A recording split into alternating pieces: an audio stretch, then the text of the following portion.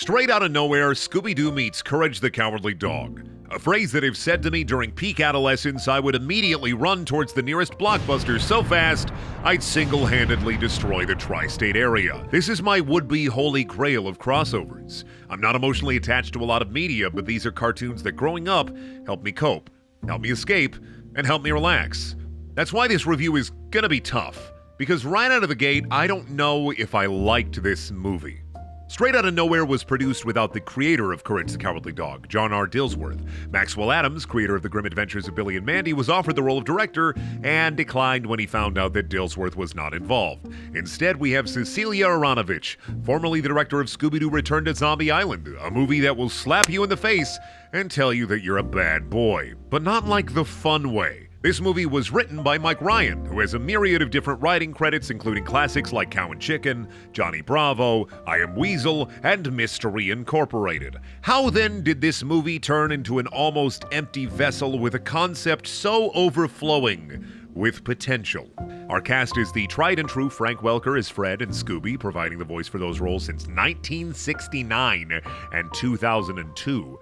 Matthew Lillard is Shaggy, Gray DeLaSalle is Daphne, and Kate Micucci as Velma. Our Courage voice actors are, of course, Marty Grabstein as Courage, Thea White as Muriel, who unfortunately has passed away this year, and the voice for Eustace is Jeff Bergman, who does all right but can't fully replicate either Lionel Wilson or Arthur Anderson. However, it is a better job than the voice in Fog of Courage. Let's summarize the movie first for you. Spoilers for the rest of the video, so go watch this yourself if you're also a depressed millennial that's still obsessed with children's cartoons and watches that last spark of joy flickers out in the dark.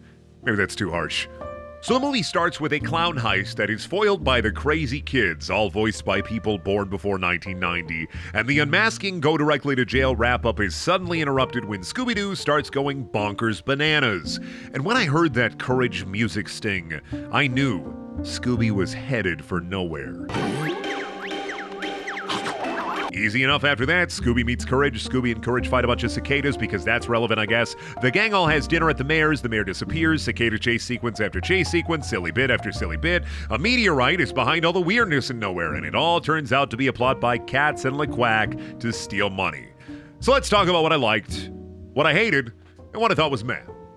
I liked the classic Scooby bits. Every Scooby-Doo movie should have Scooby and Shaggy dressing up in disguises in a burst of bravado and trick the monster with their ability to synthesize a costume from nothing. I'm glad that Courage was involved in most of these bits as well, as I love Courage most when he's just having a good time. I loved references to villains of Courage past. Every time I saw one, I was like a Star Wars fan pointing at a lightsaber and feeling that warm and fuzzy nostalgia buzz. But, that's Fred! That's so crazy! Oh! The voice cast being as original as it can be is also a plus, as that's probably the best part of the movie aside from one voice. But I'll get to that. Let's move on to the meh, which is most of the movie. We'll start with animation. Courage has always had this almost grubby, slightly crusty look to it, mixing real-life textures with the animation to give it just the right feeling of something's off. In Straight Out of Nowhere, it's almost there. It's just a bit too clean, too CG at times, too flat. It's not bad looking. It just can't decide whether it wants to be a Scooby-Doo movie or a Courage movie, and really it ends up being neither. But straight-to-DVD Scooby-Doo movies really aren't a hallmark of quality these days. And I would have preferred if they had gone the Jimmy Neutron meets Fairly Odd Parents route, where the animation style switches up a little bit depending on what's being presented. This might be a me thing more than anything else, but I'm a big fan of what's new Scooby-Doo, especially the early 2000s pop-punk music and theme song. Even the original Scooby-Doo had a distinct sound that it was going for, with music being spooky and cartoony. Memorable sound design is important in cartoons, from sound effects to the soundtrack, and this one was just There's a classic Scooby-Doo door-to-door hallway chase scene, and it's scored to the movement of the characters going from door to door, and man, if you just threw in some simple plan, I'd have been so happy. The cicadas and the involvement of giant insects isn't something new to Courage, but they were a pretty boring way for Katz and LeQuack to protect a scary, silly meteorite rock, even if Katz has employed spiders in the past. There is a treasure trove of villains and monsters in both Courage and Scooby Doo that could have been used to further the plot. Even a greatest hits of both series might have been much better than just some scary, screaming kill bugs. A big thing for me as well is Eustace. Eustace as a character in Courage is more complicated than this movie portrays, and it's unfortunate that he exists in this to constantly pull out the mask, and it just ended up being the entirety of his character for the entire runtime, other than the Scooby Gang profiling him as the villain because he was a cranky old guy, and him being greedy for a little bit. In Courage, he's the main antagonist. Whenever something goes wrong in Courage or something bad happens, there's an 80% chance that Eustace is at the heart of it all in some way, shape, or form, either through ignorance, greed, or just being plain mean. It's unfortunate that the writing in this movie captures Muriel well, but feels far off the mark when it comes to Eustace. And since we're talking about Eustace, let's talk about the bad. Let's talk about his rap.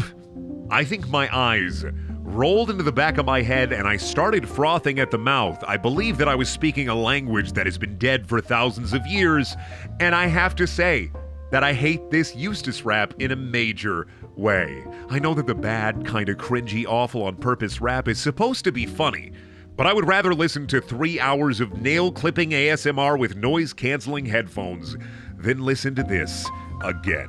Is time always repeating itself? Is there some pocket dimension that holds a children's show writers' roundtable that just keeps repeating this idea over and over again? Some lame attempt to capture and connect with the youth, and it just leaks out into our dimension from the ether? You remember how I said that there was a voice that I didn't like? It's the computer. The computer just sounds absolutely wrong, and it's not even mean or nasty to Courage like it usually is. It just is there to flirt with Velma's iPad, and it just felt weird and gross and wrong. My immersion is ruined. You've ruined my cartoon immersion, and my day is infinitely worse. Courage is also weird.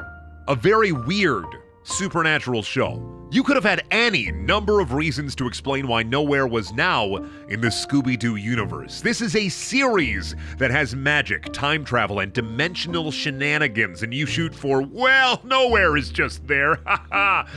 And explaining why Nowhere is there could have been a far more interesting plot than finding the Devil Rock. And yeah, this is a cartoon. I would understand the criticism on The Rebound for saying that I shouldn't be too hard on something that's really children's media, but here's an easy rebuttal for you. Courage the Cowardly Dog's last episode aired in 2002. That means that if you saw Courage when you were 5 or 6 years old, you're at least in your mid-20s, and Scooby-Doo hasn't shied away from more mature media. There's a Scooby-Doo episode of Supernatural. So yeah, I'm mad about the plot of a straight-to-DVD cartoon movie. I know that anything else could have been better. Or My Name is Markiplier 2, and it's not. Also, since when did the Mystery Machine have gadgets and gizmos? When did they add a grappling hook to their silly stoner van? Was it around the time that John Cena Chris Redfield at a boulder? It's not like they mentioned that the Mystery Machine was souped up until it was convenient for them to mention it. And there's a lot of convenience in this movie where things just kind of happen because they have to. There's not really a lot of narrative cohesion. But at the end of the day, yes, this is a cartoon, so I don't expect it to be the Citizen Kane of Scooby-Doo movies. There's also this really weird red herring where Scooby and Shaggy are using a phone app to give themselves courage, to make themselves more brave. It's kind of like a meditation app, and you think that it's going to be something more, something involved in the plot, but really it's just an excuse for Shaggy and Scooby to be brave, or for Courage to be brave, or it's really kind of confusing and not that clear. It's really just a phone app that they use that tells them, hey, calm down. And I did not really care for that. All in all, the references were fun. The voice acting was spot on, and a large part of me did enjoy seeing Courage again. However, I tricked myself into expecting more from this. It may be more disappointing because I feel like I was owed more than just a ticket to the fan service train riding on the nostalgia railroad. And I know I'm not owed anything. I just wish this movie was better. And it's not like it wasn't fun, but it was disappointing. I'd give it a 4 out of 10. And I'll say that if you're a fan of Courage, at least this is a bittersweet taste of more. The things we do for love, huh?